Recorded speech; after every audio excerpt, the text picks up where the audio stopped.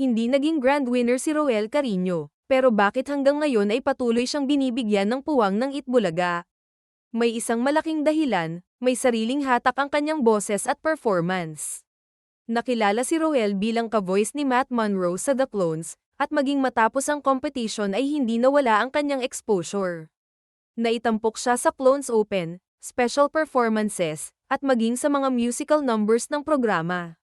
May records din na nagpapakitang na-credit siya bilang host at performer sa Itbulaga hanggang 2026.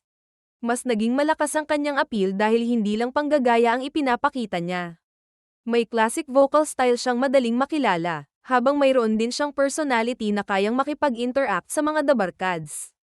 Iniulat pa na malakas ang social media reception sa kanyang Matt Monroe performances at nakuha niya ang People's Choice Award sa The Clones. At makikita ang patuloy na tiwala ng programa sa mga aktual na performance. Noong March 2026, itinampok pa si Roel sa isang Itbulaga episode. Habang patuloy rin siyang lumalabas sa iba pang Clones segments. Kaya hindi lang ang resulta ng competition ang basehan ng halaga ni Roel.